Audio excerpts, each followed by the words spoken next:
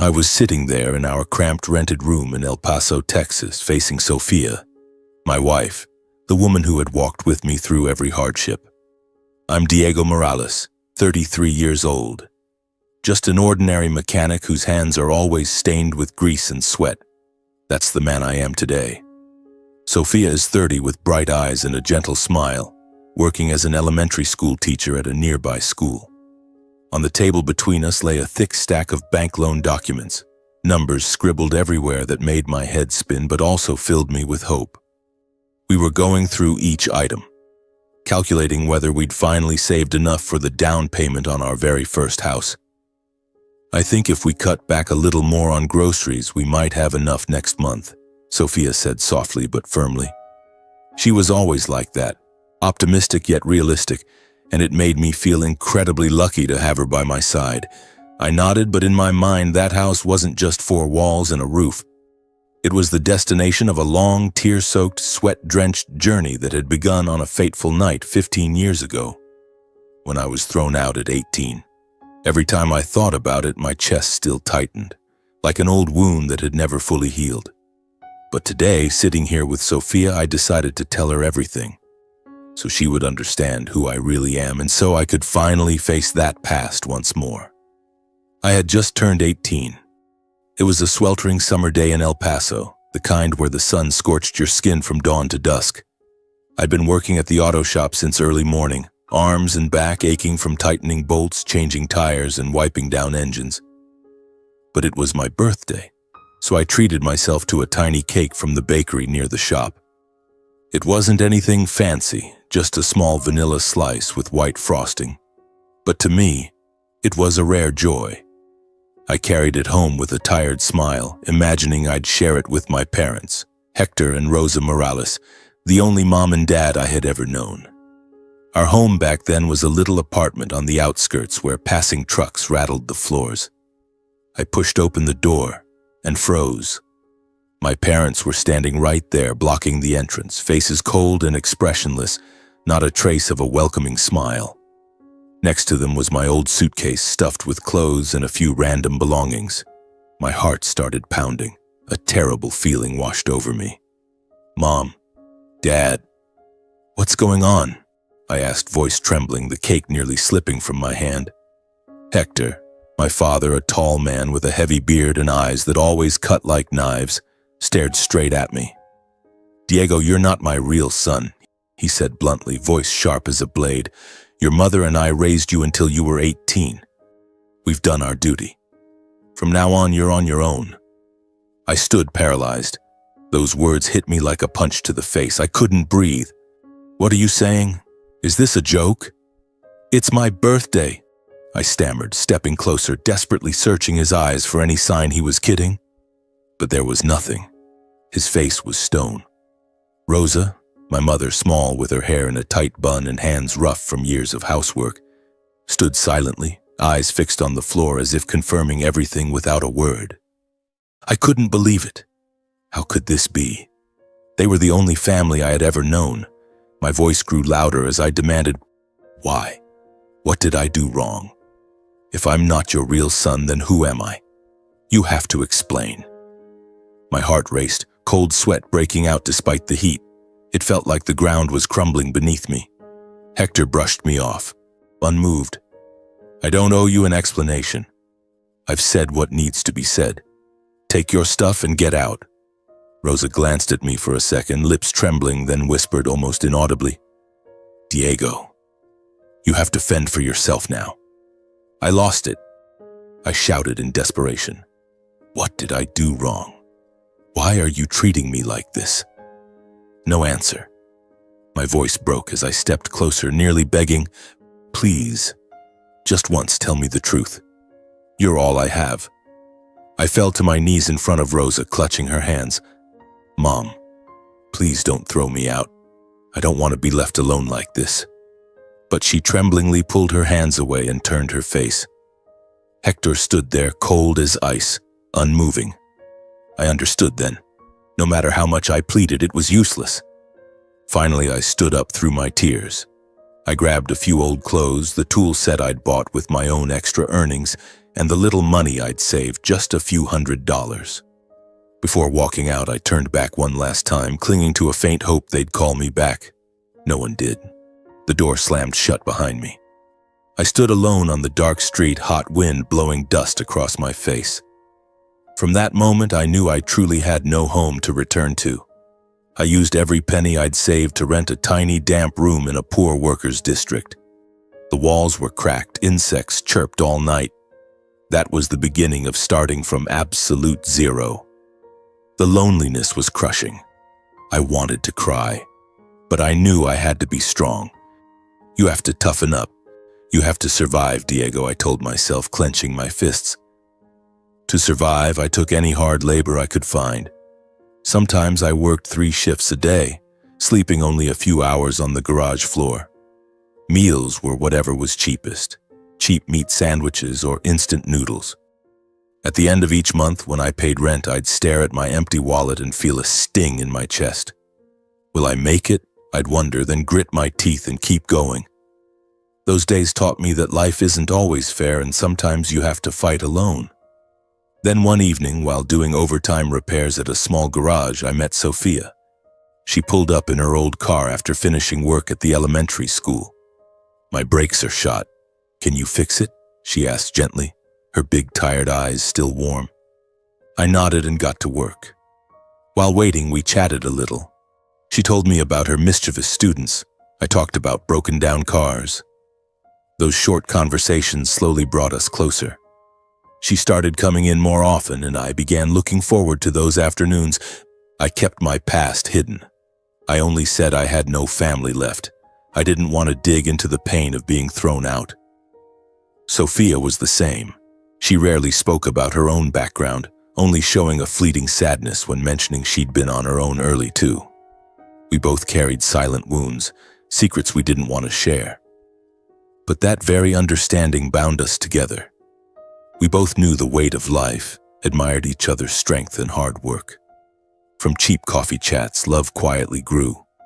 I remember our first real date, my heart pounding like a teenager's, terrified she might not feel the same. But Sophia smiled, took my hand, and everything felt natural. After 3 years together, we got married. The wedding was simple, just a small church ceremony with a few close friends. No lavish party, no fancy dress, just genuine love. We rented another tiny room just big enough for 2 and started splitting every expense. I became a full-time mechanic at a bigger garage, taking night shifts to earn more. Sophia taught school, saved every penny, barely spending anything on herself. We worked from dawn to night, but every evening when we came home and held each other, I felt happy. 10 years passed in relentless patience and strict saving. There were moments we almost broke, when I fell seriously ill from overwork, or when Sophia cried from teaching stress. But deep down, I always held the dream of owning a real home for our family, a place that was truly ours where we could build a future. And when we finally saved enough to consider a loan, we applied to buy our first house. I thought everything was about to change for the better. Little did I know that step would lead us down another fateful path, where long-buried secrets would begin to surface. The next morning, Sophia and I woke up early, hearts full of excitement mixed with anxiety. We put on the cleanest clothes we had. I wore my old shirt, carefully ironed, and Sophia wore her favorite simple light blue dress. We gathered the stack of documents, left our damp little rented room, and drove our beat-up old car downtown to the bank in central El Paso. The Texas morning air was still cool. The wind carried the smell of road dust and coffee from the roadside cafes. I held Sophia's hand tighter than usual, trying to reassure us both. "Everything will go smoothly today, love," I whispered. But deep down, a vague unease gnawed at me. The bank was crowded, keyboards clacking, employees calling out numbers. We sat waiting for our turn, clutching the folder tightly. Finally, a middle-aged woman named Maria, according to her name tag, invited us to her counter. She smiled politely, took our paperwork, and began entering the data. "Young couple buying your first house?" "Congratulations," she said cheerfully. I nodded and forced a smile while Sophia gently rubbed her belly. We didn't yet know a baby was on the way. Then in the blink of an eye, everything changed. Maria frowned at her screen, typed a few more keys, and shook her head. There's a problem. The Social Security number. The system says it's invalid. My stomach dropped. Why invalid? What kind of error? I asked, my voice already trembling. She double-checked, then looked at us with sympathy. This SSN doesn't match any credit record. We have to put the entire loan application on hold. You should go to the Social Security Administration office and get it checked. We left the bank in a daze. Sophia squeezed my hand, eyes worried. It's probably just a mix-up, honey. Let's go right now. I nodded, but inside a storm was brewing. My SSN, the one I'd used since childhood for jobs, taxes, everything, was suddenly invalid? It was part of me. How could it be wrong? We drove straight to the Social Security office on the outskirts, a place I never thought I'd have to visit for something like this. The waiting room was cold, filled with rows of plastic chairs and the smell of old paper. I explained the problem to a clerk, an older man with thick glasses who typed my SSN into the system. He stared at the screen, then at me, then back at the screen. "Just a moment, I'll be right back," he said, his tone odd. A few minutes later, he called me into a private office. I'm afraid this is serious. The owner of this SSN was declared deceased 32 years ago at just over 1 year old. His words exploded in my head like a bomb. I collapsed into the chair, ears ringing, heart racing. Deceased? How? That's my SSN. I'm sitting right here alive, I shouted, voice breaking. Sophia was waiting outside, but I felt the world collapsing. 32 years ago. That was the year I was born. How could I be dead? He explained that the records showed the child with that SSN had died, and now the same number was being used by me. This is a serious case. Possible identity fraud, he said, then made a phone call. Before I could process it, 2 men in dark suits walked in, badges gleaming on their chests. "We're FBI agents, Mr. Diego Morales," one said sternly. "We received an urgent alert from the SSA regarding use of a deceased person's identity. You need to come with us to the field office for verification." Sophia panicked when she saw me being escorted out, but they allowed her to follow in our own car. On the drive, my mind spun. The FBI? I was just a regular mechanic. How did I end up with the FBI? I thought of Hector and Rosa. That night they threw me out and a vague terror rose inside me. At the FBI field office in El Paso, a modern glass building with tight security, they led me to an interrogation room. Cold, metal table, recording equipment. The lead agent, Agent Ramirez, a middle-aged man with salt and pepper hair and piercing eyes, sat across from me. "We're going to verify your entire identity," he said. They took fingerprints, photos, and ran everything through federal and state databases, births, deaths, everything. Sophia waited outside, pale with worry. After several tense hours, Ramirez returned, expression grave. "Diego, according to the system, you don't exist." I froze. "Don't exist? What does that mean?" He explained there was no birth record matching the name Diego Morales for the year I claimed. The SSN belonged to a child who had died. Legally, I was a ghost. No official birth certificate, no population record. My heart seemed to stop. A living, breathing person who had lived 33 years, was being told I didn't exist? Tears welled up, not from sadness, but from pure panic. Sophia held me when I finally walked out, but I felt nothing. The FBI didn't let me leave yet. They now suspected I was a victim of child abduction. "Someone used the identity of a deceased child to hide you for decades," Ramirez said. My pulse raced. Abducted? I remembered my childhood, the sudden moves, the strict control from Hector and Rosa. They reopened missing children cases from 32 years ago. Dusty files were pulled from archives. They asked about distinguishing marks. "Anything unusual on your body since you were little?" Ramirez asked. I thought, then said, "I have a birthmark on my back, an oval brown spot. They noted it and entered it into the system. We waited in the room, time stretching endlessly. I drank cold coffee with shaking hands, my mind a whirlwind of questions. Sophia held my hand and whispered, "We'll get through this, love." After hours of searching, another agent burst in excited. "I found a match." They showed me an old case file. 32 years ago, a child just over 1 year old had been reported missing in New Mexico. Distinguishing feature, a matching birthmark on the back. Name, Diego. But last name Alvarez, not Morales. The blurry photo of the toddler. The facial features were eerily similar to mine. I stared in shock, feeling the past being peeled back layer by layer. Is that little boy me?" I whispered, touching the screen as if touching another version of myself. The FBI continued taking my statement. I told them everything I could remember. From a young age, I was kept on a very tight leash. Never allowed out alone, no friends outside school.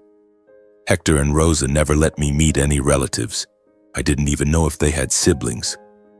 I recalled the sudden moves, Texas to Arizona and back, with no explanation. They sometimes met strange, heavily tattooed men with menacing looks. They'd talk behind closed doors. I overheard fragments about merchandise. From my testimony, the FBI concluded this was consistent with a family involved in criminal activity, constantly on the run. "Send us photos of Hector and Rosa," Ramirez said. I dug through my old phone for the few rare pictures I still had. They ran facial recognition. More waiting. My heart felt like it would burst from the tension. The results came quickly. Hector and Rosa had been low-level members of a cross-border smuggling ring. Many years earlier, during an internal gang war, their biological son, Diego Morales, was shot and killed in the chaos. Devastated by the loss, Rosa likely suffered a psychological breakdown and abducted you, a child with the same first name, to replace him, Ramirez concluded. I sat frozen. Every childhood memory, the rare hugs, the meager meals, the nights filled with fear, suddenly became evidence of a crime. My entire life had been built on the death of another child and a kidnapping that lasted over 30 years. For the first time, I realized I hadn't just been thrown out of a home. I had been robbed of my real life. Sophia held me as I cried, but I just sat there, tears falling silently, heart filled with chaos and unbearable pain. We left the FBI field office in the late afternoon as the El Paso sky turned a fiery orange-red with the sunset.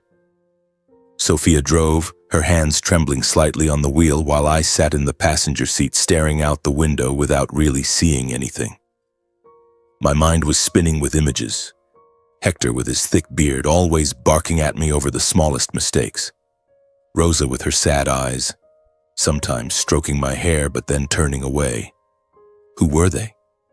Kidnappers? Or still the foster parents who had given me a roof for 18 years? "Diego, let's go home," Sophia whispered, voice thick with tears. I nodded. But home now felt like nothing more than our cramped, damp rented room. A place I once thought was a new beginning.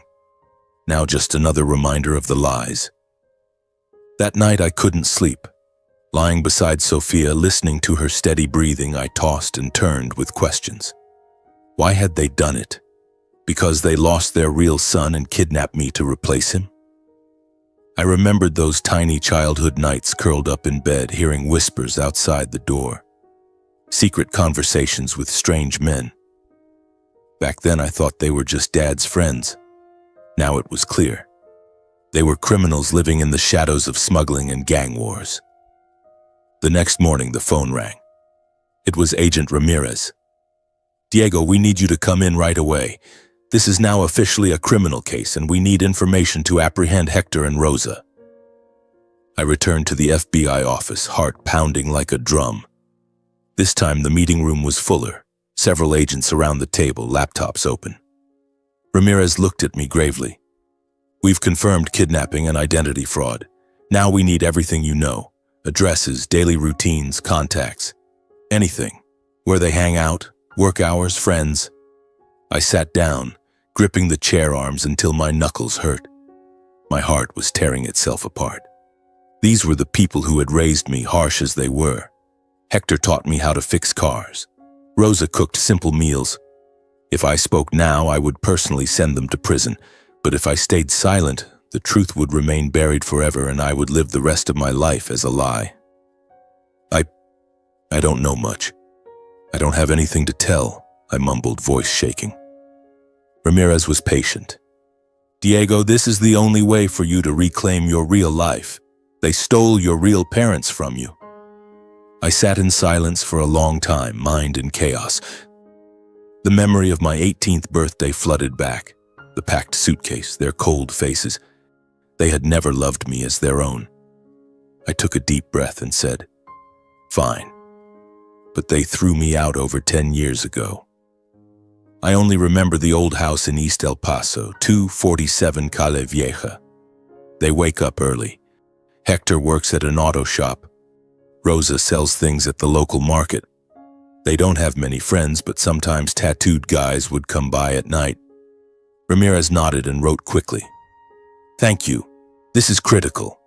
The FBI moved fast. They verified the address immediately and sent agents for surveillance. Because the case involved cross-border smuggling, Mexico and the US, they contacted Interpol. I was told over the phone, "We're coordinating internationally." Hector and Rosa may have crossed the border before. The following days were the most nerve-wracking of my life. I went home to Sofia and tried to act normal, but every doorbell or phone call made me jump. Sofia held me every night. "You made the right choice. The truth has to come out. Then you'll find your real family." But guilt still gnawed at me. Did they know I was the one turning them in? Would they hate me forever? A covert surveillance operation was launched. Undercover agents posing as locals watched Calle Vieja around the clock. Ramirez updated me. They're still there. We have eyes on them 24/7. Everything unfolded like an action movie. The arrest plan was set. "You need to come with us," Ramirez said. "You're the only witness who can positively identify them on site. We'll keep you safe." I agreed, though fear filled me. I climbed into a black FBI SUV with several agents. We drove toward Calle Vieja under cover of night, the Texas wind whistling through the windows. On the way, Ramirez briefed me quickly. "SWAT will go in first and secure them. You only come in once it's safe." My heart pounded. Sweat broke out despite the cold. "What if they fight back?" I asked. "We're trained for that," he answered calmly. The moment arrived. We parked a block away and watched on monitors. The old house, its yellow light spilling out. SWAT, black-clad figures with weapons ready, moved in silently. I held my breath, gripping the seat. The command came over the radio. They breached the door. Shouts of FBI. Down on the ground. "Drop any weapons." Then scuffling, yelling, and sudden silence. Suspects secured. Scene is safe. My heart felt like it would explode as Ramirez nodded. "They're under control. Come with me." I stepped into the house, legs heavy as lead. The familiar smell, alcohol and cigarette smoke hit me, dragging back a flood of memories. Hector and Rosa were on their knees, handcuffed. When they saw me, their eyes widened in shock. "Diego, what the hell are you doing here?" Hector growled, face red with rage. Rosa sobbed. "Son, how could you do this to us?" They knew instantly. I was the one who had betrayed them. Hector raged, struggling against the cuffs. "You ungrateful bastard, you teamed up with the cops to take us down? I raised you, fed you, put a roof over your head, and this is how you repay me?" Rosa panicked, begged. "Diego, have you no heart? I raised you for almost 20 years, gave you a home, food. How could you?" I stood there, a storm of emotions rising, anger, pain, and even pity, but I didn't stay silent. "Parents?" I shouted, voice breaking. "You're not my parents. You destroyed my life. You stole my real identity and robbed me of my real family for over 30 years. I'm Diego Alvarez, not Morales." Agent Ramirez stood beside me, letting me speak. I pointed at them. "You always talked about family, but from the time I was little, I was controlled like a prisoner. No friends, no freedom, just orders and fear. My voice rose uncontrollably. Do you know how I lived? I remember those nights curled up in bed hearing you whisper with strange men, low voices full of danger. I remember the times we fled in the middle of the night with no explanation. And I remember best of all, my 18th birthday.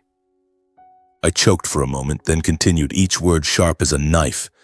Right on my birthday, you had my suitcase packed and waiting, stood blocking the door, and threw me out like a stray dog. No explanation, not a single dollar. And you call that family love? My voice shook. Tears streamed down my face. The room fell into heavy silence. Hector slowly lowered his head, no longer snarling or fighting. Rosa sobbed quietly, lips trembling, unable to offer any defense. In that moment, both of them understood. Their crimes were fully exposed. There was no escape. Finally, they were led away to the vehicles. Hector muttered something without looking at me. Rosa turned back one last time, eyes filled with despair. I stood watching as their figures disappeared into the night. For the first time, I clearly felt that a part of my past had ended. The emptiness inside hurt, because I had lost what I once believed was family, yet it also felt like a huge weight had been lifted. On the way home, I called Sophia, voice thick. "They've been arrested. It's over." She cried through the phone. "Come home to me. I'm waiting." I walked through the door, held Sophia tight, and for the first time in days, I slept without nightmares. But deep down, I knew the journey wasn't over. My real parents were out there somewhere, and my true life had only just begun. I left the FBI field office after finishing all the statements, my body exhausted and my spirit utterly shattered. Night had fallen. The streetlights of El Paso cast long shadows on the pavement, and the desert night wind carried a biting chill. I drove home like a hollow shell, my mind still echoing with Hector's curses and Rosa's pleading sobs. They, the people I had once called Mom and Dad, were now handcuffed and loaded into police vans. I didn't know what I was supposed to feel. Satisfaction that justice had been served, or pain because I had personally closed a chapter of my life that was built on lies. When I pushed open the door to our familiar rented room, Sophia was waiting at the table, her worried face lit by the dim yellow light. "Honey, how did it go?" she asked, voice trembling. I collapsed into a chair, buried my head in my hands, and told her everything, from beginning to end. The kidnapping, the stolen identity, the death of the real child named Diego Morales, and how Hector and Rosa had used me as a replacement toy to fill their loss. Sophia listened, eyes wide with horror, hand over her mouth to stifle sobs. "Oh God, Diego, how could this happen?" she whispered, tears streaming down her cheeks. She was deeply shaken, face pale, but instead of breaking down, Sophia wiped her eyes and pulled me into her arms. "You're not alone. I'm here. We'll get through this together." From that moment on, Sophia became my only emotional anchor. In the darkest days that followed, she stayed by my side, cooking simple meals, holding me when I woke screaming from nightmares, and whispering words of strength. "You're so strong, Diego. The past doesn't define you. The future is ours." Those days felt like hell. I didn't go to work. I just lay at home staring at the ceiling, thoughts spiraling. The birthmark on my back, the missing child file, the name Diego Alvarez, everything spun in my head like a tornado. Who was I? A poor mechanic from El Paso, or the son of some family I had never known? I called Agent Ramirez the very next morning. The phone rang a few times before his voice came through. "Diego, what's going on?" I took a deep breath. "I need information about the old missing person case. My real parents, where are they?" He was quiet for a moment, then arranged to meet me at the office. When I arrived, he led me to the records room where decades-old files were stacked high. "This case is over 30 years old," he said gravely. "We've cross-checked everything, but the address is outdated. A house in Santa Fe, New Mexico from 3 decades ago. Local authorities confirmed they moved long ago, probably after their son disappeared." My heart raced. "Santa Fe? Only a few hours' drive from El Paso, yet it felt impossibly far away. I asked, "Is there any way to find them now? Federal citizen records?" Ramirez nodded. "Yes, we can help, but it will take time to search." They ran the data through federal and state residency systems. I waited in the hallway, clutching a cup of cold coffee, nerves wound tight as if awaiting a death sentence. After several agonizing hours, Ramirez returned with a rare smile. "We found them. Your biological parents are Carlos Alvarez and Teresa Alvarez. They're currently living in Santa Fe, New Mexico." I nearly dropped the phone when he handed me the printout. Not only were they alive, they were a quietly wealthy billionaire family with a vast business empire spanning real estate and technology, yet almost never in the public eye. Photos in the file. Carlos, a tall man with silver hair and a commanding presence. Teresa, an elegant woman with deep, soulful eyes. They were rich, powerful, the complete opposite of the hardscrabble life I had known. The information left me paralyzed with doubt and fear. Who was I to show up in front of such people? A grease-stained mechanic with no education or status. When I told Sofia at home, she held me tight. "No matter what the world sees, to them you are their son, Diego. Nothing can change that." But I wrestled with myself for days. At night I lay awake imagining them rejecting me, thinking I was a fraud. "What if they don't want me?" I asked Sofia. She shook her head. "They will. You're their flesh and blood." Finally, after many sleepless nights, I decided I had to meet them. Whatever the outcome, I needed confirmation of who I really was. At the FBI's suggestion, a federal officer named Agent Lopez was assigned to accompany me to ensure everything was legal and to prevent misunderstandings. "We'll introduce you and bring the DNA results," Ramirez said. We set off one golden Texas morning, driving north toward New Mexico. The few hundred miles felt like a lifetime. The landscape changed. Barren desert gradually gave way to the green hills of Santa Fe. When the car stopped in front of the Alvarez family's sprawling estate, I could barely breathe. It was a magnificent villa, high white walls, lush gardens, a glittering pool under the sun, like something out of a Hollywood movie. We rang the bell and the massive wooden door opened. There stood Carlos and Teresa Alvarez, both frozen in shock as they looked at me, a stranger whose face carried hauntingly familiar features. My face resembled a younger Carlos, my eyes were Teresa's. Teresa lost control first. She nearly collapsed, hand over her mouth, eyes wide with disbelief. "Oh my God, after all these years, am I really seeing my son?" Her voice shook, her body swayed. Carlos stood speechless, hands trembling, unable to tear his gaze away, as if afraid I'd vanish if he blinked. This can't be real," he said hoarsely. Agent Lopez stepped forward. "Mr. and Mrs. Alvarez, this is Diego Alvarez, your son who disappeared 32 years ago. We have records and DNA confirmation." Lopez briefly explained the identity verification process and handed over the DNA results. My earlier sample matched theirs at 99.9%. They took the folder with shaking hands, flipping through the cold, definitive numbers and statements page by page. Then every doubt inside them collapsed. Teresa burst into sobs of agony and overwhelming joy. "My son, you're alive. I thought you were gone forever." She rushed forward and threw her arms around me, tears soaking my shirt. Carlos, for the first time in decades, lost the composure of a powerful businessman. His face crumpled, voice breaking. "Diego, I'm sorry. I failed to protect you."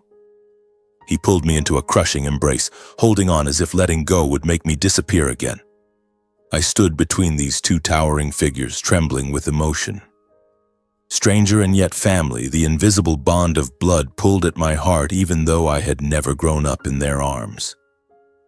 After more than 3 decades apart, 3 people stood face to face in an explosion of fate. Pain and long-delayed happiness intertwined in a moment too profound for words. I cried, they cried, and for an instant the world seemed to stand still. We stepped inside the sprawling Alvarez family villa in Santa Fe, the vast living room still heavy with the weight of unshed tears. Carlos led the way, his hand still trembling as it rested on my shoulder, as if to make sure I was truly there, flesh and blood. Teresa stayed close beside me, her eyes red and swollen, unable to look away from my face. Agent Lopez, the FBI escort, hung back a little, respectfully giving the family space while remaining present to ensure everything went smoothly. The living room was enormous, plush leather sofas, expensive paintings on the walls, a crackling fireplace. But at that moment, it was only a backdrop for the conversation about to unfold. We sat down, and the words poured out, choked, overlapping, as if there would never be enough time to say everything. "Diego, are you all right? How have you lived all these years?" Teresa asked first, her voice breaking as she reached for my hand, afraid I might vanish. Carlos sat beside her, eyes glistening, trying to keep his voice steady but failing. "We have so much to talk about. Start from the beginning, son. We're listening." I nodded, but my throat tightened. And so the stories began, interwoven with tears and sudden embraces. Carlos and Teresa recounted the time after I disappeared. Carlos spoke in a low, pained voice, digging into memories that still hurt. "You were just over 1 year old. We were at a park near the house. You were playing with a little ball. I turned away for a second just to get water, and when I looked back, you were gone." He paused, knuckles white as he gripped the armrest, eyes distant. Teresa continued, tears flowing again. "I screamed and ran everywhere looking for you. Your father called the police immediately. We reported you missing, plastered your picture all over the city, from Santa Fe to Albuquerque, even into Texas. We hired private investigators. We would have spent every penny if it meant finding you." She wiped her eyes with a trembling hand, voice breaking. "For all these years, not a single day passed without hope. Every morning I wondered if today would bring news of you. But not a day went by without the guilt. It was our fault for not watching you closely enough. That guilt has cut into my heart like a knife every single day." I listened, my own heart aching. Carlos went on. "There were times we nearly fell apart. In the 3rd year, when every lead went cold, your mother almost took her own life from despair. I threw myself into work, built the business to forget, but every night I dreamed of you crying for me. We thought you were gone forever, that fate had taken you from us for good." His voice cracked, and for the first time I saw a billionaire businessman cry like any ordinary father. Then it was my turn. I took a deep breath, trying to stay calm, but my words still shook. I grew up with Hector and Rosa Morales, the people who kidnapped me. They called me Diego Morales and used the identity of their own son who had died.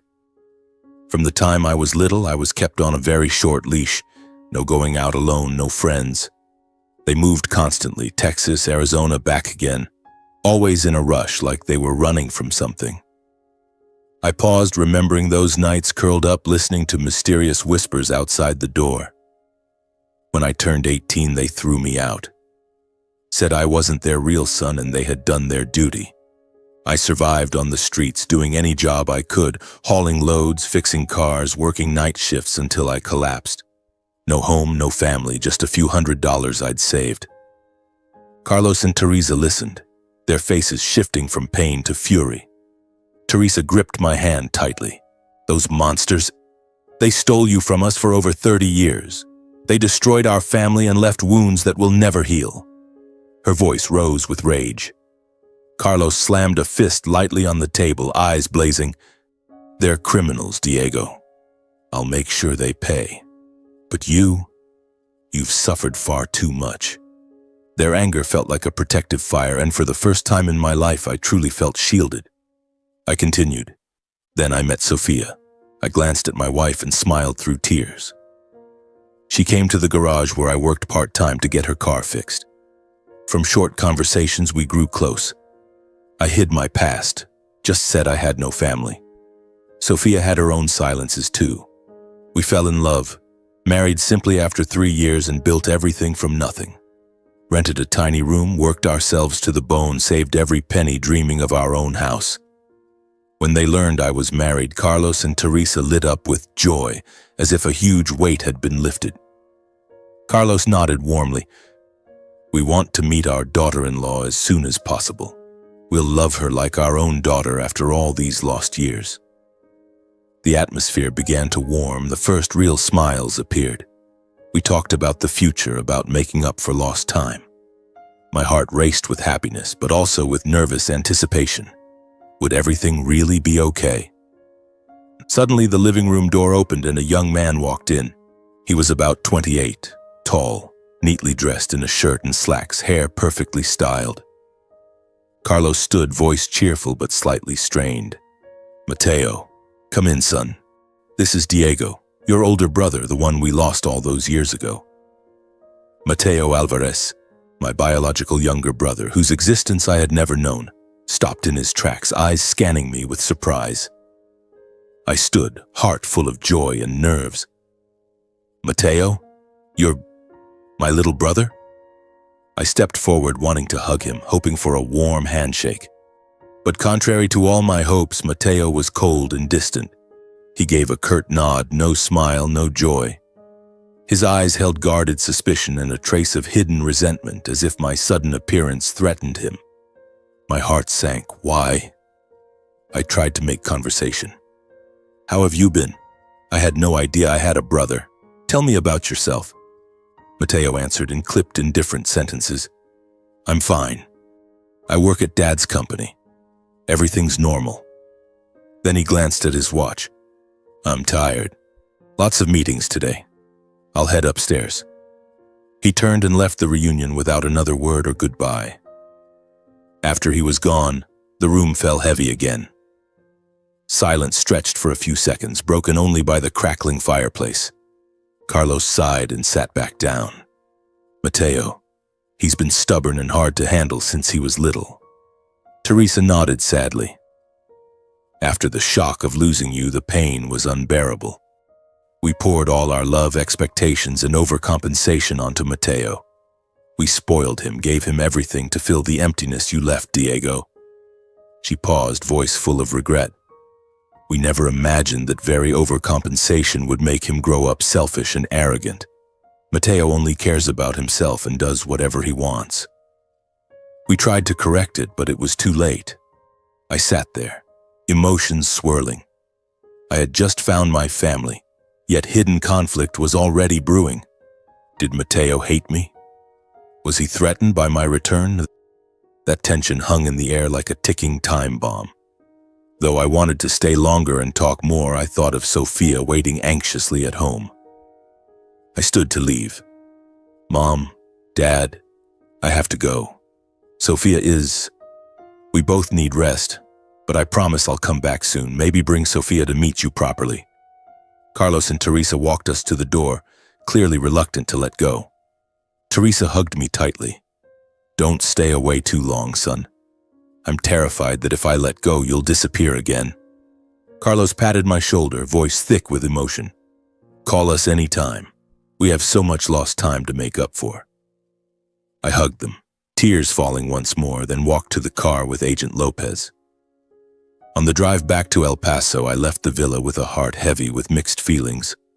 Overwhelming joy at finding parents who truly loved me, and quiet unease at the tensions already forming. Who was Mateo really? Would he ever accept me?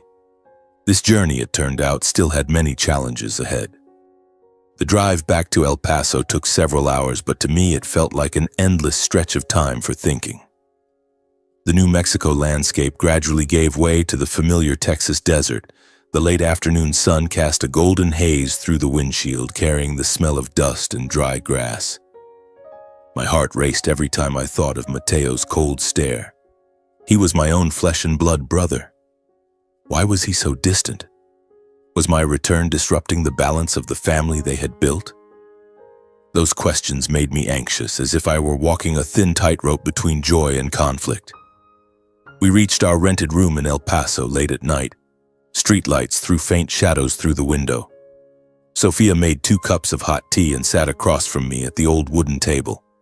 Now tell me everything, she said, eyes shining with anticipation. I took a deep breath and told her the whole truth about the reunion with my biological parents.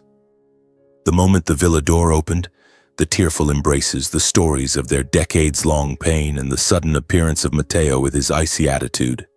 I described every detail, my voice trembling when I spoke of Carlos and Teresa, how they cried, how they held me as if terrified I'd disappear again. They're billionaires, Sofia. They have everything, except their son for 32 years. And now that son is me. Sofia listened, her face shifting from shock to deep emotion.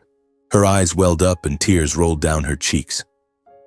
Oh, Diego, you finally found your family after 32 years lost. I'm so happy for you. She threw her arms around me, voice breaking. But then she cried harder, happy and heartbroken at once. I feel so sorry for you. All those lonely years scraping by with no one to protect you. You've suffered too much, Diego. I held my wife tightly as my own tears fell. For the first time in days, I felt relief from sharing everything. Sofia stroked my back. From now on, you have me, and you have your real parents. Everything will get better. But before I could even calm down, Sofia wiped her tears, smiled through them, and took my hand and placed it on her belly. Diego, I have huge news. I'm pregnant. Her words exploded inside me like a burst of pure happiness. I stared, stunned, mouth open. My God, you're pregnant? She nodded and showed me the positive test. I went to the doctor the day you left for Santa Fe. I'm 2 months along. I sat frozen for a few seconds, then burst into joyful tears. I pulled Sofia close, laughing and crying at once. We're going to have a baby, our own child. It felt as if all the losses of the past were being healed in a single moment, from being kidnapped, wandering homeless, to finding my family and now becoming a father. My life had become a dramatic movie, full of twists that made my heart pound. In the days that followed, we began planning for the baby. We spent hours on the bed with notebooks full of scribbles. How are we financially? We need to save more for the hospital and baby things, Sofia said, worried but excited. I nodded. I'll take extra shifts, but we also need a stable place to live. This room is too small for 3. We talked about prenatal care, regular checkups, better nutrition, less stress for Sofia. If you get tired, you have to stop teaching early, I said, gently rubbing her belly. The inevitable changes ahead made me both nervous and overjoyed. Becoming a father meant greater responsibility, but also boundless happiness. Every night I lay thinking about our child, imagining who the baby would look like, filled with hope and worry. I called Carlos and Teresa the next day with the news. Mom, Dad, I have great news. Sofia is pregnant. Silence for a few seconds, then Teresa burst into tears. Oh my God, we're going to be grandparents. Diego, my son, this is too much happiness, Carlos added, voice thick with emotion. Congratulations, son. We've waited so long for this day. Our first grandchild, after all these years. Their joy was unmistakable, as if another piece of their long pain had been healed. Faced with the responsibility of fatherhood, I realized I could no longer stay in the unstable mechanic job at the El Paso garage. Low wages, exhausting night shifts, no real future. We need more stability, Sofia, for our child, I told her one late night. She nodded. What about working at your parents' company? They're wealthy. They'll help. The idea made me hesitate. I'd been independent for years. Now asking for help? But after many sleepless nights talking it over with Sofia, weighing pros and cons, I decided to ask Carlos and Teresa. I'll go to Santa Fe and talk in person, I said. Sofia hugged me. I support you. Go. For our future. A few days later, I drove back to Santa Fe alone, heart pounding. The Alvarez villa appeared under the sun, but this time it felt a little more familiar. Carlos and Teresa greeted me warmly, pulling me into tight hugs. Come in, son. Let's talk. We sat in the living room and I laid out my request clearly. Mom, Dad, I'm going to be a father. The mechanic job in El Paso isn't stable. I'd like to work at the family company in a position where I can learn and grow. I feared they might refuse, thinking I was taking advantage, but to my relief, they agreed instantly. Teresa smiled. Oh, Diego, you should have had this long ago. This is your chance to step into the path that was always meant for you. Carlos nodded. I'll arrange it. Not a high position to avoid gossip, but enough for you to develop your skills. They quickly set things up. An entry-level role in the logistics department, perfect for my experience with vehicles and inventory. Contact Mateo, Carlos said. He's the chief operating officer. He'll guide you.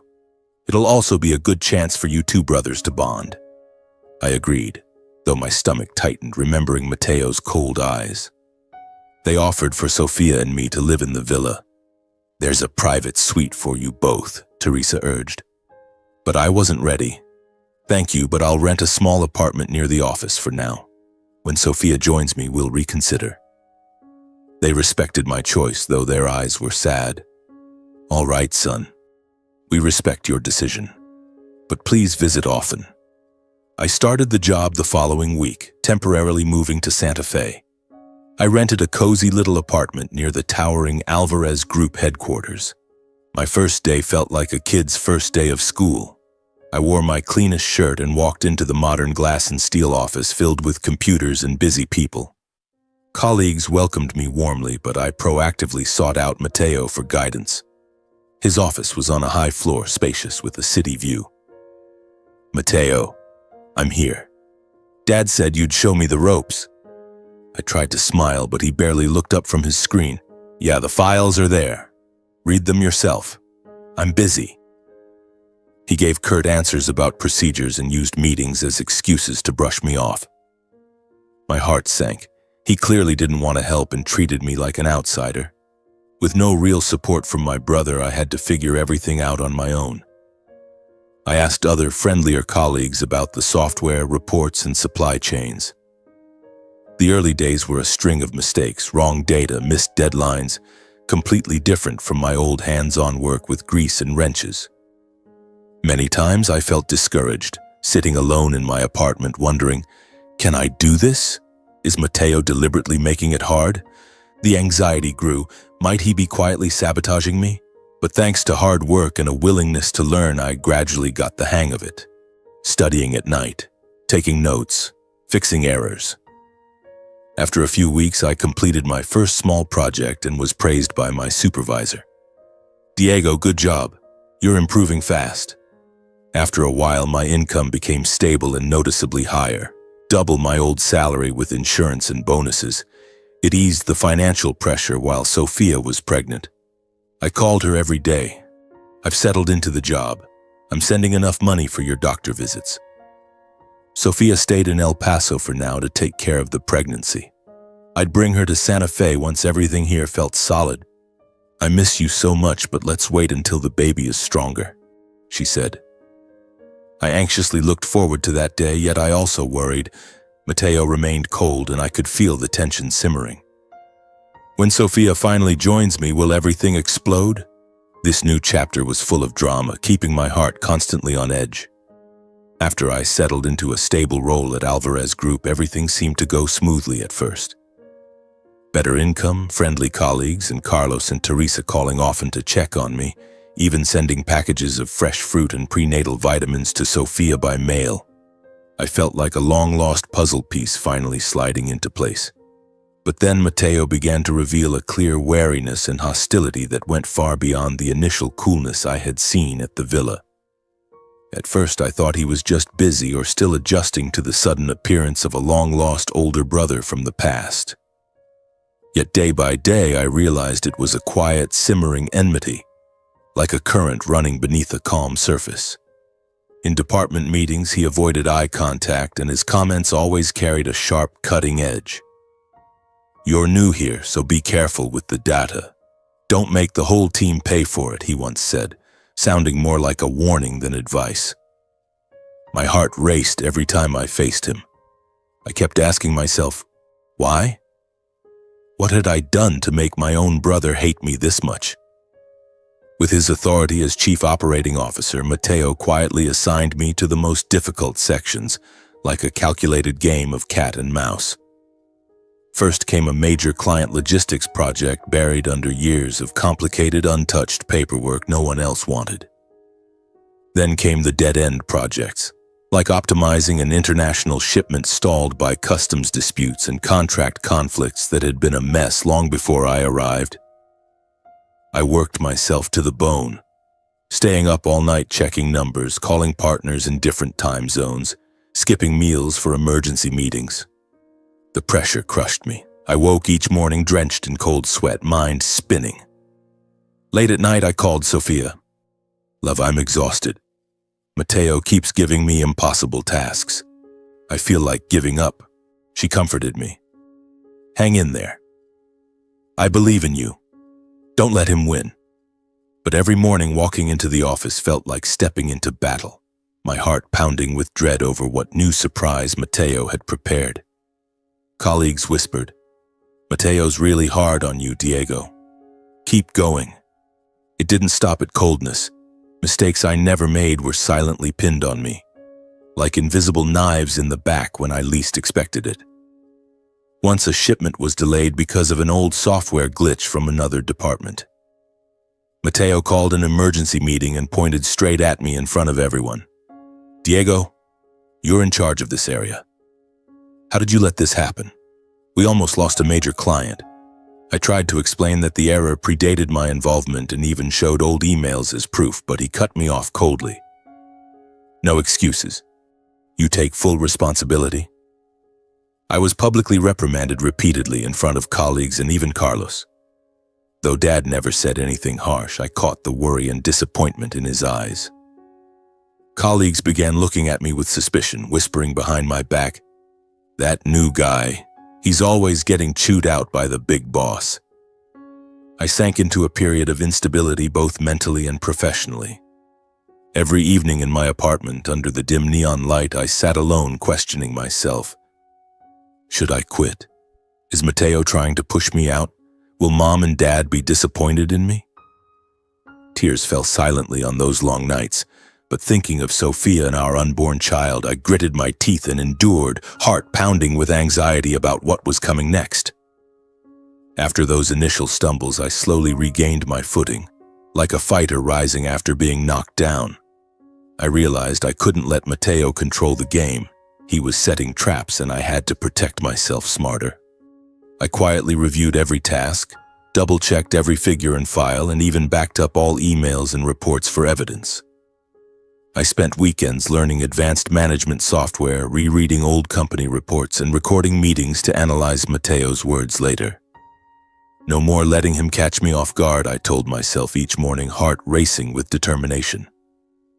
I became meticulous, triple-checking every step, consulting trusted colleagues without revealing too much. Thanks to that caution and persistence, I began dismantling the traps one by one. A hopeless project was turned around when I contacted the partner directly, renegotiated terms, and finished ahead of schedule. My supervisor praised me. "Diego, you saved the whole team." I started earning respect through real ability. Colleagues' views changed. "You're really good, Diego. Who'd have thought a newbie could pull this off?" The clashes between Matteo and me in meetings grew more tense and open. The brotherly conflict was no longer hidden. In one large meeting, when I presented a supply chain optimization idea, Matteo interrupted sharply, "This plan isn't feasible. It's too risky." I didn't back down. I calmly countered with data. "Look at these figures again, Matteo. It's based on real reports and already verified." The room froze. Everyone exchanged glances. Carlos, chairing the meeting, intervened. "Both of you calm down. Diego's idea is solid. Let's try it." Matteo's face turned red. He left early, citing another commitment. From then on, confrontations became more frequent, like small battles inside the company. My heart pounded every time I walked into a meeting room, never knowing how he would strike next.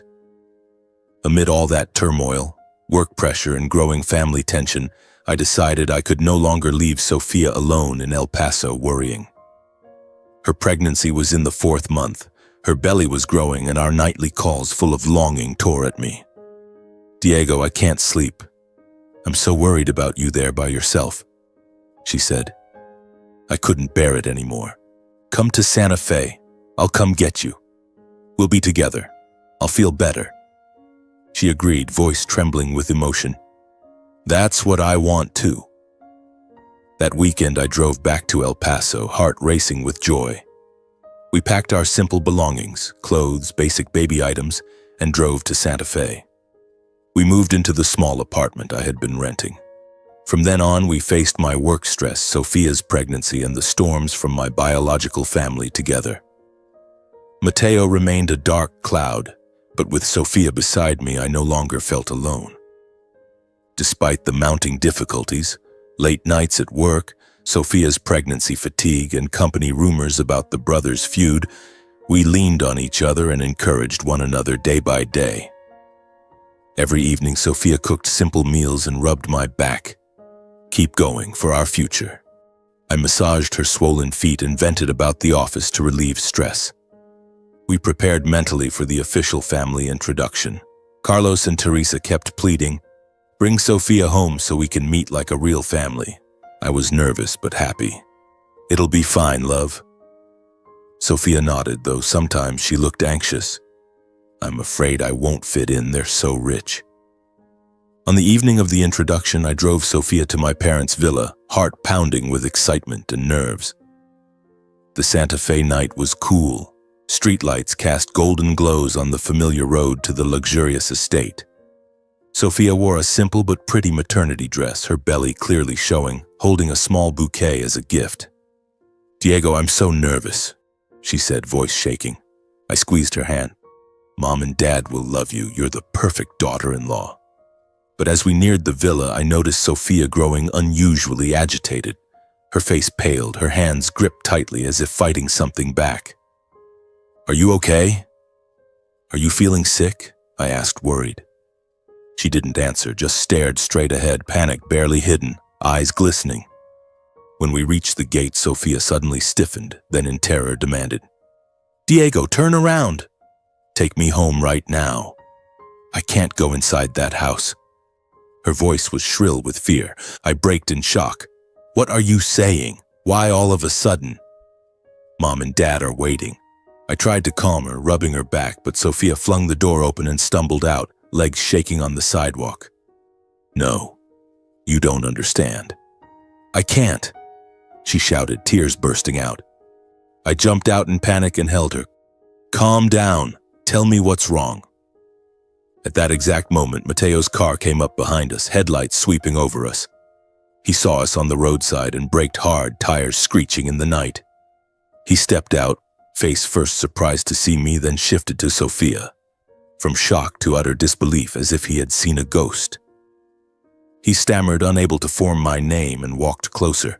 In my confusion, I managed, "Mateo, this is Sophia, my wife. I brought her to meet Mom and Dad." At those words, Mateo's mouth fell open for several seconds, then he suddenly burst into loud, incredulous laughter, his expression twisting into something mocking and distorted. He dropped a sentence that froze the air solid.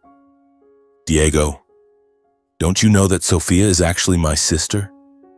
The words hit me like lightning. I stood rooted, every ounce of strength drained from my body, knees nearly buckling. "Your sister? What the hell are you talking about?" I stammered, voice shaking with disbelief. I turned to Sophia in panic, hoping she would deny it, but she broke into desperate sobs, shaking her head over and over. "No, it can't be true. This isn't real." In that single instant, both of our worlds, happiness, family, future, shattered completely under Mateo's words. My heart pounded wildly, my mind spun, and that night became the most terrifying nightmare of my life. At Mateo's words, I froze completely. My mind went blank, as if someone had sucked all the air out of the world. The phrase "my sister" echoed in my ears like thunder, repeating over and over, yet I could no longer think or react. My legs turned to lead, rooted to the cold pavement beneath the glow of the villa's gate lights. Mateo stood there, a mocking smile still on his lips, his eyes gleaming with a strange satisfaction, as if he had been waiting for this exact moment for a very long time. What did you just say? Sophia is my wife, not your sister," I stammered, my voice so weak I could barely hear it myself. But Mateo only shook his head and let out a scornful laugh. Figure it out yourself, big brother. Fate really is cruel, isn't it? He turned, got back in his car, revved the engine, and vanished into the night, leaving Sophia and me in a silence so thick it felt like death. Sophia spiraled into total panic, completely losing control. Her face turned ghostly white under the streetlights, eyes wide with terror, tears pouring like rain. She staggered back a few steps, hands trembling over her pregnant belly, then suddenly spun around and bolted toward our car. "Sophia, what are you doing?" "Wait!" I shouted, but the night wind swallowed my voice. She flung the door open, slid into the driver's seat, and started the engine with frantic speed. Tires screeched on the pavement as the car shot forward into the darkness, red taillights fading around the bend. I screamed after her in desperation, running a few useless steps. But it was no use. The car was gone, leaving me standing paralyzed in the middle of the road, the icy wind whipping through my clothes, carrying the scent of withered leaves and dust. My heart seemed to stop. The world blurred around me. Only the frantic pounding in my ears remained. In that broken state, I stumbled on foot toward the villa, each step dragging like the weight of my collapsed life. The iron gate creaked open under my hand. But I felt nothing. No pain. No anger, only a vast emptiness in my chest. The long driveway stretched endlessly, garden lights casting swaying shadows of trees like ghosts. Memories of my happy days with Sophia flooded back. Our first meeting at the garage, our first kiss in the El Paso rain, our simple wedding with just a few friends. Now, what had it all become? A horrific mistake. I pushed open the grand front door and stepped into the marble-floored foyer, the glittering chandelier mocking my pain. Carlos and Teresa saw me arrive alone and instantly sensed something catastrophic had happened. They had been waiting in the living room. Teresa with an eager smile, Carlos holding a bottle of wine to celebrate.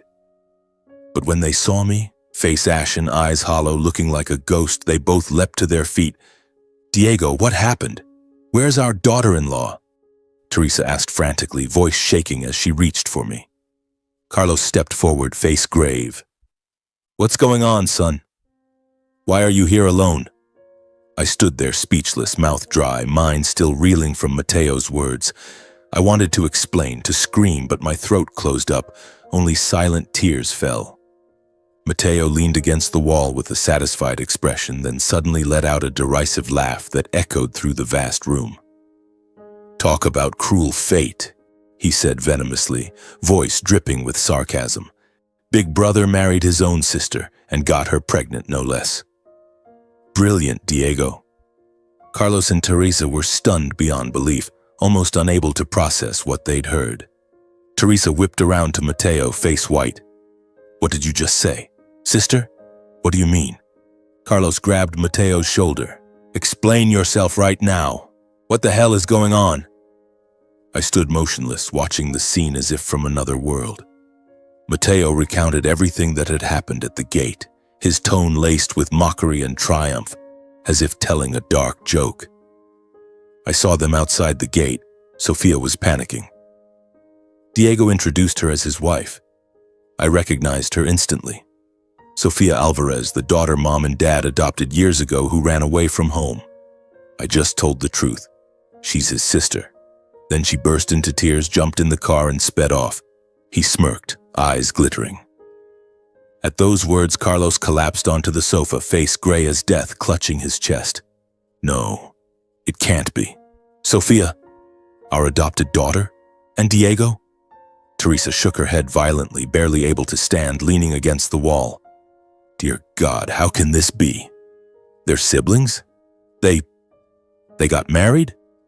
She rushed to hug me, but I remained frozen, unresponsive, my mind empty. I left the villa that night physically exhausted and mentally shattered, not knowing where to go or how to begin again. Carlos and Teresa begged me to stay. "Don't leave, son. We'll figure this out." But I shook my head, voice hoarse. "I can't hear any more right now. I need time." I walked out. The icy night winds slapped my face, carrying the scent of night-blooming flowers from the garden. I took a taxi back to the apartment, staring blankly out at the empty Santa Fe streets. Out there somewhere, Sophia had vanished into the darkness. carrying an unexplained secret and a growing life inside her in panic. Was she safe? Driving alone at night, pregnant and distraught? What if something happened? The thought cut through me like a knife. Tears fell again. I returned to the apartment, clinging to a faint hope that Sophia had only left in a moment of anger and would come back. The place was silent under the streetlight glow spilling through the window, her coffee cup from that morning still on the table, her maternity dress hanging in the closet. I pushed the door open and called her name. No answer. No sign she had returned, the keys still in their place, the bed cold and untouched. I sank to the floor, head in my hands, that fragile hope slowly dissolving. I called Sophia over and over, out of service, every ring ending in cold silence. I sent dozens of desperate texts. "Sophia, I'm so worried. Please come back, we'll talk." No reply, the phone screen stayed cruelly blank.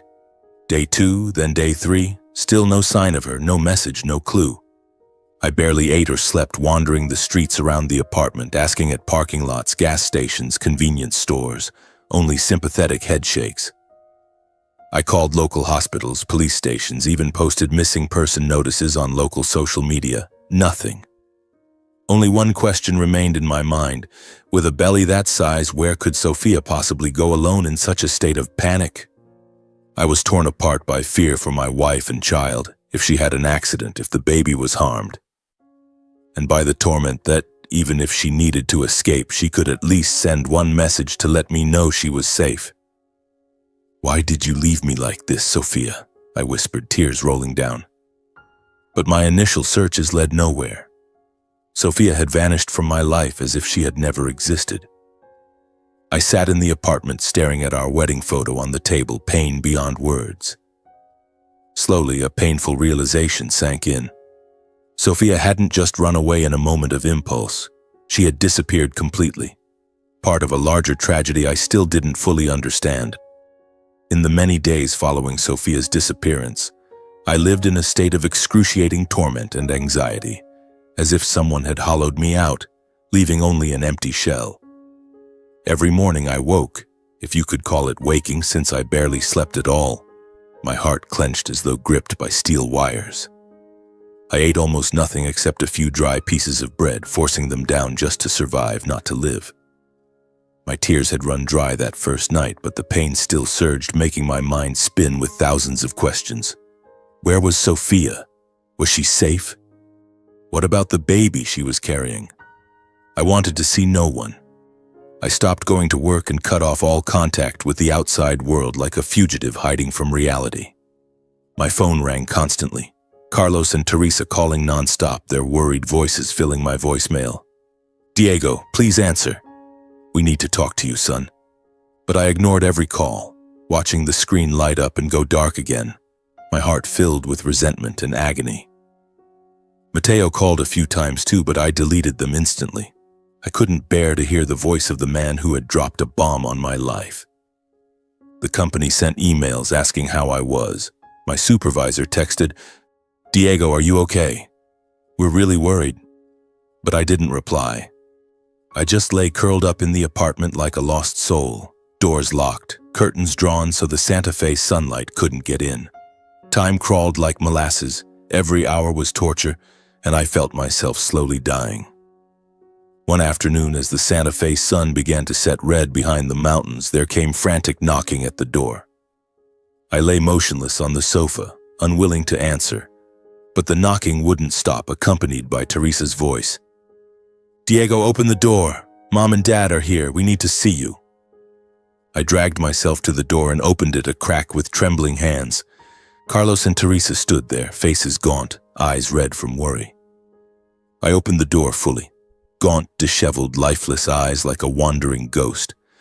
My clothes were rumpled, beard overgrown, and I reeked of sweat and dried tears. Teresa burst into tears at the sight of me. "My son, how did you let yourself get like this?" "Oh God." Carlos put an arm around my shoulders, voice low. "Come inside, son. We need to talk." I silently let them in, said nothing, and sat motionless on the chair like someone awaiting a final judgment. The small apartment now felt like a prison. Clutter everywhere, the air suffocating. Carlos and Teresa sat across from me. Teresa took my hands. Diego, you have to stay calm and listen to everything we're about to tell you. We've been hiding something huge from you.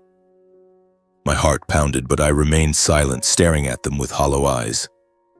Carlos took a deep breath, voice heavy with guilt. Sofia is not our biological daughter, son. She was adopted. We took her in about a year after you disappeared. The pain of losing you was unbearable. We thought adopting a child might ease it somehow. Sofia came from an orphanage, and we kept it secret for 30 years. No one knew, not even Mateo, and not Sofia herself. We wanted her to feel like our real daughter, to erase the pain. Teresa continued, tears streaming down her pale face, voice shaking as if each word had to be dragged from deep suffering. When Sofia turned 18, she refused the path we had planned for her. A prestigious university, then a marriage we arranged to strengthen the family's position. She wanted independence, to become a teacher, to live her own life instead of in the gilded cage we had built. She paused, choking, then went on. Sofia fought bitterly with us. Then one rainy night, she ran away from home and cut off all contact with the Alvarez family for years. We searched everywhere, hired private investigators, but it was hopeless. She changed her name, moved to El Paso, and started a new life. We never imagined, truly never imagined, that she would meet you, Diego. Teresa broke into sobs, clutching my hands tightly. My son, I'm so sorry. We kept the truth hidden, thinking we could protect everyone, but it only led to this tragedy. Carlos bowed his head, voice full of remorse. We were wrong, Diego. Wrong to hide Sofia's adoption, wrong to try to control her life. If we had told the truth sooner, today might never have happened. You and Sofia meeting, falling in love, not knowing the past. It's our fault, son. We thought adopting her would heal the wound of losing you, but we only caused more pain. Teresa wept. I never thought Sofia would run away. And then meet you, our long-lost son. Fate is so cruel, Diego. I sat listening, emotions surging. Anger, pain, but also a slight relief. They cried. I cried. The apartment felt like a courtroom judging the past. But they also insisted everything could still be salvaged, because Sofia and I were not blood relatives. Carlos looked me straight in the eye, voice firm. Son, Sofia is adopted. She's not our biological child. There is no blood relation at all. Your marriage is legal. The baby she's carrying is perfectly fine. This is just a terrible misunderstanding caused by our secrecy. We have to find Sofia, explain everything, and fix this. Teresa nodded, wiping tears. That's right, son. Sofia doesn't know the truth. She panicked, thinking she was our biological daughter. But she's not. We can prove it with the adoption papers. Everything can be repaired, Diego. Their words were a faint ray of light in the darkness, but the pain remained. But Sofia is gone, Mom and Dad. I've searched everywhere and can't find her. I begged Carlos and Teresa to use their connections and private security network to track Sofia down. I looked at them, voice desperate. Please help me find her. I can't do it alone. She's pregnant. She's terrified.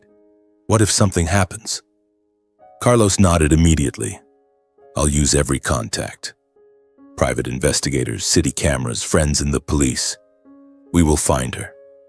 Teresa hugged me. I promise, son.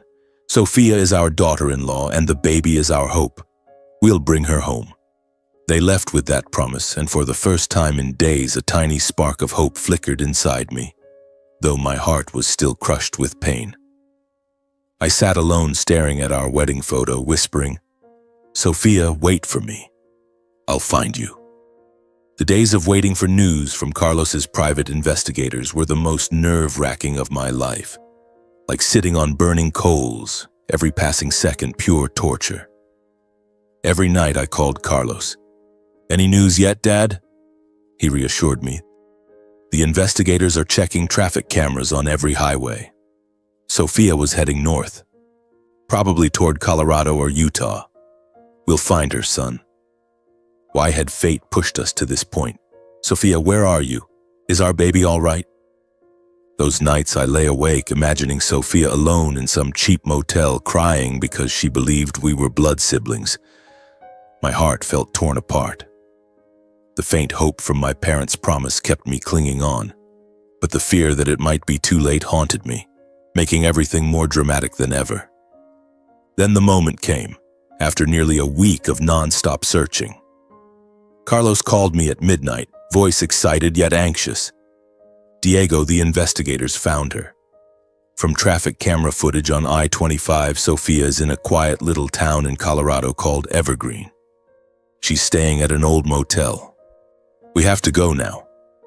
My heart pounded so hard it felt like it would burst. Tears of relief poured out. Really, Dad? She's alive. I'm leaving right now. I leapt out of bed, threw on clothes, heart racing. Would she forgive me? Was the baby okay? Evergreen, a small town surrounded by pine forests about 3 hours from Santa Fe, sounded like the perfect place to hide, yet so lonely.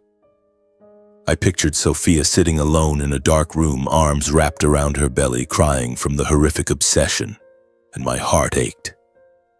Without wasting a second, Carlos, Teresa, and I set off immediately. We sped north in the family's black SUV under a starry New Mexico sky, then into Colorado. The 3-hour drive felt endless. My mind raced with every possible scenario. How would Sophia react when she saw me? Did she still love me after everything? Carlos drove, voice calm and reassuring. Stay calm, son. Everything will be explained. Sophia isn't as fragile as you think. Teresa sat in the back, quietly praying with her rosary beads. Lord, keep our daughter-in-law and grandchild safe. I sat beside her, gripping my phone, staring out at the darkness and the fleeting headlights of oncoming cars like passing glimmers of hope. The desert wind gradually gave way to the cool mountain air of Colorado, the scent of pine drifting through the cracked window. But I could only think of Sophia, my wife, the woman who had walked with me through every hardship, now alone in despair. My heart beat faster as the Evergreen sign appeared and we turned onto the small road leading to the motel. An old place with a flickering neon sign tucked deep among quiet pines. When we pulled up in front of the motel, my heart nearly stopped. The investigator had pinpointed room 7, dim yellow light leaking through the closed curtains. I knocked, hands shaking. Sophia, it's me, Diego. Please open the door. Silence for a few seconds, then soft footsteps and the door opened. Sophia stood there, face gaunt, eyes red from days of crying, belly clearly rounded under a loose shirt, looking exhausted and terrified, so much that I barely recognized her. We froze for several seconds, staring at each other in disbelief. She was thinner, hair messy, but still my Sophia. Then we both broke down in tears. She threw herself into my arms. I held my wife tightly, sobbing. Sophia, I found you. I'm so sorry for everything you've been through. Her familiar scent filled my senses, and all the pain of the past days melted away. Only the overwhelming joy of reunion remained. Carlos and Teresa stepped into the small room. Teresa rushed to hug Sophia. My daughter-in-law, you've suffered so much. I'm so sorry. Sophia looked at them, eyes wide with shock. Mom, Dad, you came too? Carlos sat on the edge of the bed, voice calm but deeply emotional. Sophia, listen to me. You are not our biological daughter. We adopted you from an orphanage after we lost Diego. We kept it secret so you would feel like our real child. But that was a huge mistake. You ran away at 18 because we tried to control your life and we couldn't find you for years. That mistake led to today's tragedy. You and Diego meeting without knowing the past. Teresa, tears streaming, added, I stayed silent because I was afraid you'd leave again, Sophia.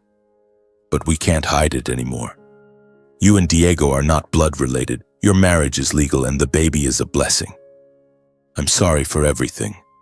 For forcing you, for hiding the truth. We were wrong. Please forgive us. Sophia listened, her face shifting from shock to gradual relief, then burst into sobs in my arms. It's true. I'm not his sister. We didn't do anything wrong. She was freed from the horrific obsession of incest and guilt, yet still anguished at fate's cruelty.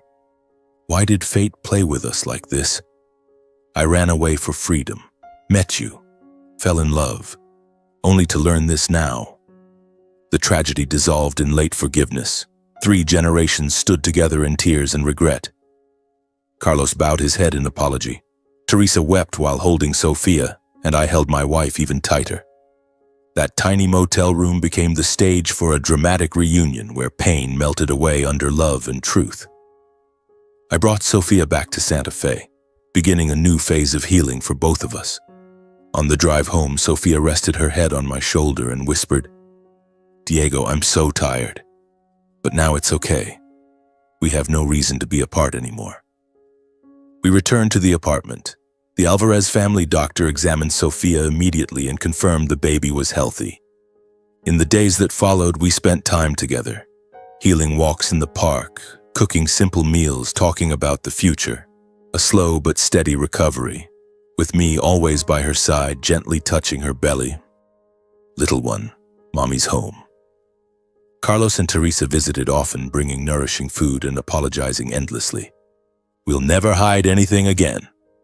Once everything settled, Diego and Sophia were officially introduced to the entire Alvarez clan, and Sophia's adoption was openly and transparently revealed to the family. At a large family gathering at the villa with relatives coming from afar, Carlos stood and told the whole story.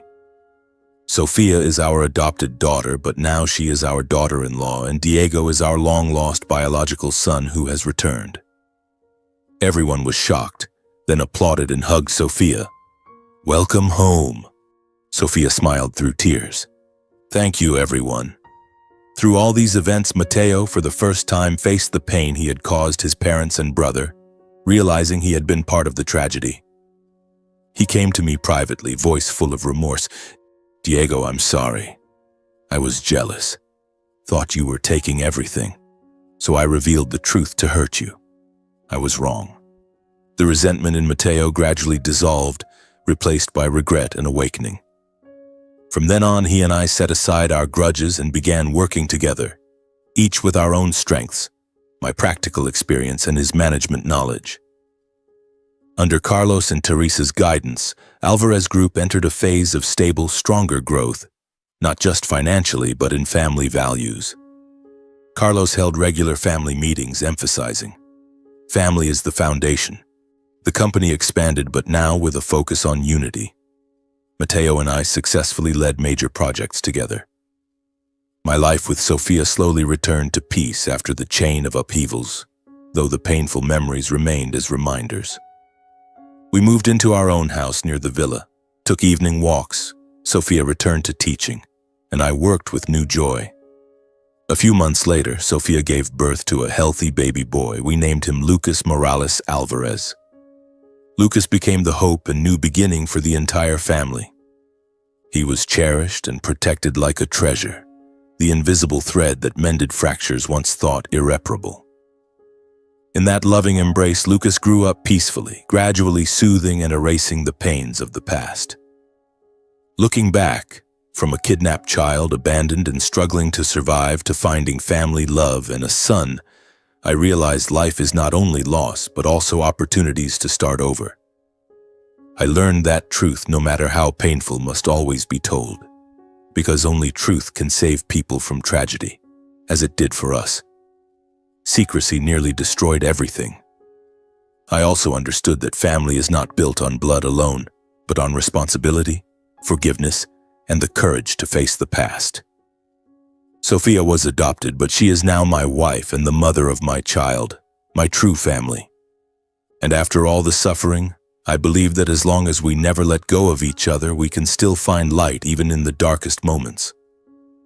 We held on, we overcame, and now we are happier than ever.